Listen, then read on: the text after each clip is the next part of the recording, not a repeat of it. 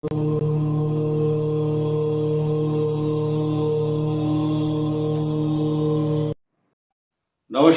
कर्क राशि पर बड़ी महत्वपूर्ण चर्चा इस बात को लेकर है क्योंकि कर्क राशि के 12th हाउस में मंगल का ट्रांजिट हो चुका है और ये ट्रांजिट 2 अप्रैल 2025 तक है। लोग पूछते हैं तारीख बताइए, तो आज हम कोशिश करेंगे कि आपको कमेंट करने की जरूरत नहीं है, कोई लाइक नहीं करना या हमारे काम की सराहना करने की जरूरत नहीं है। सिर्फ आपको ये बात सुननी है। और लोगों का प्रश्न लास्ट में फिर भी रह जाता है, बहुत, एक दो बार तीन बार बताऊंगा, ये वीडियो कर्क राशि के लिए है। कर्क लगन वाले देखना चाहते हैं उन पर भी एप्लीकेबल होगा। और सारी बात भूल जाओ, जिनका पुनर्वसु नक्षत्र का लास्ट चरण है, पुष्य नक्षत्र है या आश्लेषा है। आश्लेषा के चारों चरण कर्क राशि में आते हैं, पुष्य के चारों चरण कर्क राशि में आते हैं। पुष्य का लास्ट वाला चरण आता है जिनका नाम हितेश, हिमांशु, हीरा, हीरा भाई, तो ये नाम आते हैं। ये 9 अक्षर हैं। क्या?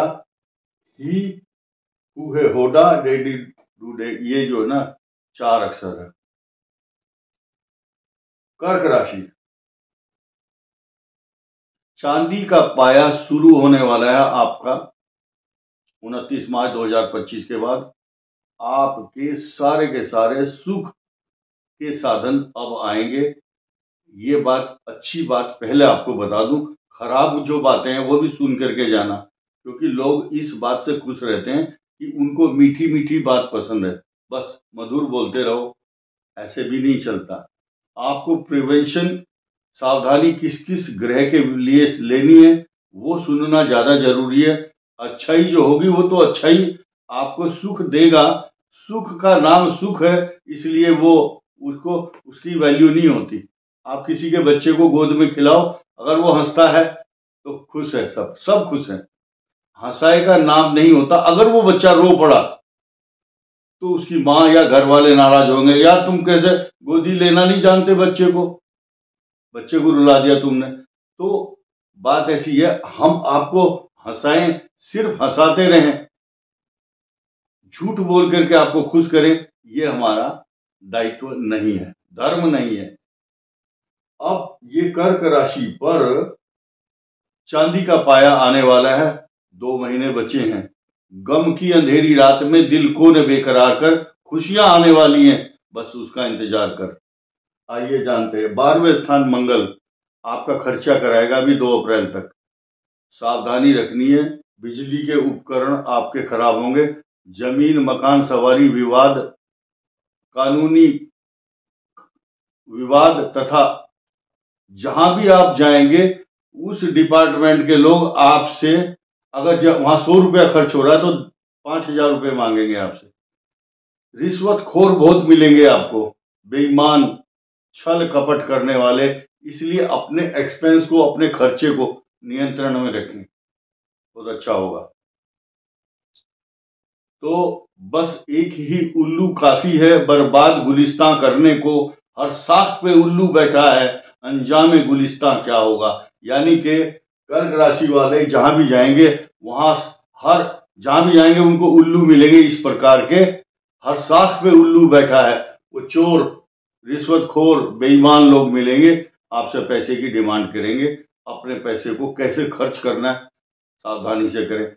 जहाज का, रेल का टिकट अचानक खरीदना पड़ेगा आपको, सडन यात्रा भी करनी पड़ेगी, क्योंकि आपके 10वें भाव का स्वामी मंगल 12th हाउस में बैठा है। ये आपको घर से बाहर भेज सकता है किसी काम से। अब आपको ध्यान देने की बात है, इस गंभीर चिंतन करना इस बात पर। अब आइए, ये कर्क राशि पर 11th हाउस में बृहस्पति अकेला ही कई लाख दोषों को दूर नहीं करता, कई करोड़ों दोषों को दूर कर देता है। देखिए, ये बहुत बड़ी एक आलोक, ब्रह्मांड का सबसे बड़ा ग्रह, ये सबसे इंपॉर्टेंट, सबसे वीआईपी। और कर्क के लिए तो क्योंकि भाग्य स्थान का स्वामी है, और आनंद तो आपको अब आएगा सुनने में। देखिए, बृहस्पति भाग्य स्थान का स्वामी और लाभेश स्वयं उच्च राशि में 27 तारीख को टेक ओवर कर रहे हैं इस स्थान को, आपके भाग्य स्थान में आ रहे हैं, और इनकम हाउस का लॉर्ड और भाग्य स्थान का लॉर्ड यहाँ, ये विपरीत राजयोग, विपरीत परिस्थिति ग्रहों की इंटरचेंज एक बहुत बड़ा योग संसार में ज्योतिष शास्त्रों में बताया गया है। बहुत सारी अच्छी खुशी खुशी की बातें हैं। इस मंगल को क्या किया जाए, इसके बारे में और चिंतन करने की जरूरत है। देखिए, 12वें भाव में खर्चा, हानि, नुकसान, बाईं आंख का फड़कना, अधिक खर्च होना और दाम्पत्य जीवन पर दृष्टि डाल रहा है। ये आपके मैरिज लाइफ को डिस्टर्ब कर रहा है। आपका जो लाइफ पार्टनर है, पति है तो बीमार, आंखों से संबंधित इन्फेक्शन, बीमारी, बीपी की दवाई, रक्तचाप बढ़ना, इन्फेक्शन तथा प्रॉब्लम करता है। इसकी दृष्टि यहां भी आपके शत्रुओं का भी विनाश करता है। मामा पक्ष के लिए भी, मामाओं को भी कष्ट देगा। लेकिन ये जो है यहां, ये मारक दृष्टि है अष्टम भाव पर। पति है तो पत्नी को कष्ट, और पत्नी है तो पति को कष्ट। ये अच्छा नहीं है, इसको अच्छा नहीं कह सकते। साथ ही साथ इसकी दृष्टि आपके भाई और बहन पर भी है। लेकिन आपके पराक्रम को बढ़ाने वाला ये ग्रह बहुत अच्छा है। और जो लड़के बॉलिंग करते हैं या क्रिकेट खेलते हैं या गाड़ी चला रहे, उनके दाहिने हाथ में, कंधे में, गर्दन में कुछ चोट, परेशानी, कष्ट पर रहेगी, और भाई बहन से संबंधित समस्याएं उनका ध्यान अपनी ओर आकर्षित करेगी। ये समस्याएं हैं। अब अष्टम भाव पर जो शनि चल रहा है, इसकी सीधी सीधी दृष्टि देखी जाए तो आपकी बुद्धि, ज्ञान, संतान दिशाहीन हो रहे हैं आप। यानी कि एक तरफ कंसिस्टेंसी, एकाग्रता नहीं बन पा रही। अगर आप स्टूडेंट है तो पढ़ाई में जो परफॉर्मेंस पहले थी 2-3 साल पहले, वो अब नहीं है। माँ बाप भी बोलते हैं बच्चा पढ़ नहीं रहा, इतना अच्छा दिमाग नहीं लगा रहा है। ऐसे बहुत फोन आते हैं। अब एक बहुत सकारात्मक चीज है, मैं कर्क राशि वालों को, चाहे वो स्टूडेंट हो या आपके बच्चे हों, वो पूरा मन लगा करके पढ़ रहा है या नहीं पढ़ रहा है भूल जाओ, लेकिन ये गारंटी है पास तो जरूर हो जाएगा, पप्पू पास होगा पक्का, क्योंकि बृहस्पति की दृष्टि है और बहुत अच्छी बात है। लेकिन इसका, इस एजुकेशन हाउस का स्वामी यहां अपने स्थान से अष्टम चला गया। ये अष्टम जाना यानी कि जोर जबरदस्ती करने के बाद उसको धक्का दे करके पढ़ाना पड़ेगा, और उसके बाद वो पढ़ेगा बच्चा आपका। आपकी खुद की कर्क राशि है तो आपका अष्टम शनि 14 फरवरी के बाद, ध्यान देना, 14 फरवरी के बाद आपको अपने ऊपर सबसे ज्यादा फोकस करना है। हंसाने वाली बात, खुश होने वाली बात शुरू में बता दी, सन 2025 में राजा महाराजाओं जैसे सुख आपको मिलेंगे। यानी कि जो भी आप काम करोगे आप सक्सेस हैं चारों तरफ से। हम ये नहीं कहते जैसे मोबाइल के अंदर यूट्यूब पर बहुत सारे नोटों की गड्डी सामने रख दी, बोले इतना लाभ होगा, इस चक्कर में नहीं रहना, शॉर्टकट में नहीं जाना। आपको ध्यान देना है अपने स्वास्थ्य पर, क्योंकि अष्टम भाव है। अष्टम भाव पर 2 ग्रह बैठे हुए होंगे। आपके जो धन स्थान है, यहां पर सूर्य की दृष्टि तो होगी, शनि जो है यहां पर दृष्टि डाल रहा है। अब इस भाव पर किसी शुभ ग्रह की दृष्टि नहीं है, तो अपने शब्दों का चयन, चूज करना, अच्छे शब्दों को चुनना और अच्छी मुखारविंद से अच्छी वाणी बोलना।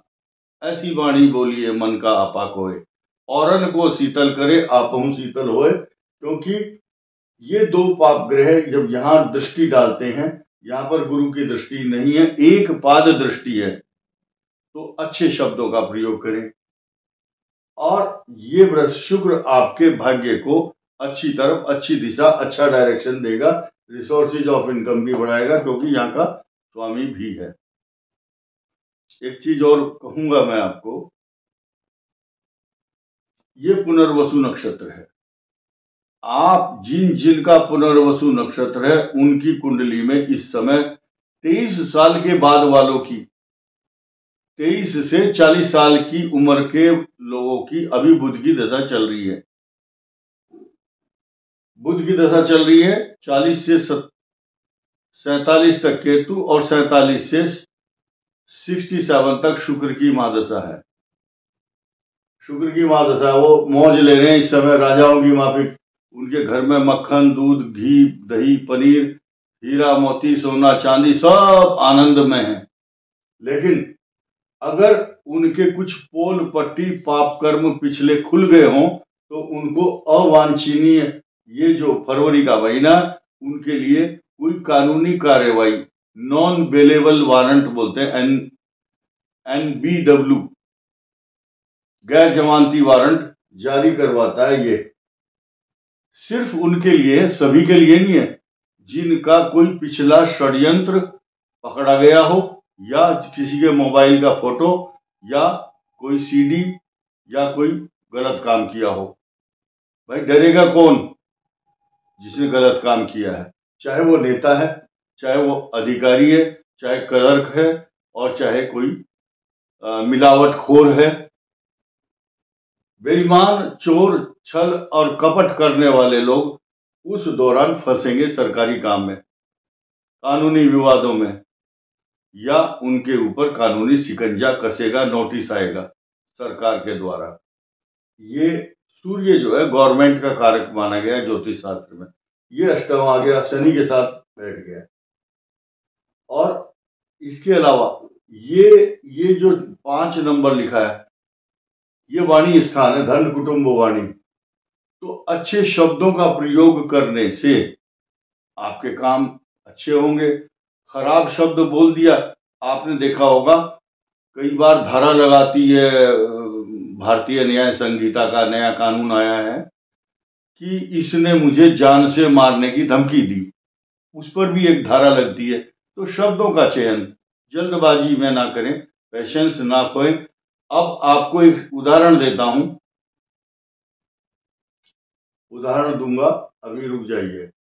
ये पुष्य नक्षत्र की बात हो चुकी थी हमारी। 23 साल तक 19 साल तक शनि की महादशा रहती है पुष्य नक्षत्र में। लेकिन कितने साल आपकी महादशा है वो अलग बात है। तो फिर बुध, केतु, शुक्र और शनि, केतु और शुक्र, ये महादशाएं इनके लिए अच्छे परिणाम देने वाली होंगी।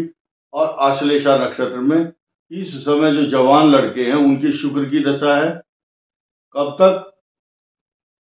लगभग 44 ईयर तक शुक्र की दशा चल रही है इस समय। और उसके बाद 50 साल तक सूर्य, और फिर 10 साल चंद्रमा। 50 से 60 साल की उम्र वालों की चंद्रमा की दशा लगभग, ये डिपेंड करता है आपकी कुंडली में कौन सी दशा है, लेकिन चंद्रमा की दशा चल रही है। तो आनंद करते रहो, कोई प्रॉब्लम नहीं, कोई डर नहीं, खुला खाओ, बेफिक्र होकर के रहो। लेकिन गलत काम से बचना है, क्योंकि अष्टम शनि न्यायाधीश ढैया के अंदर अपने साइड इफेक्ट जरूर देता है। इस वीडियो में इतना ही। धन्यवाद, नमस्कार।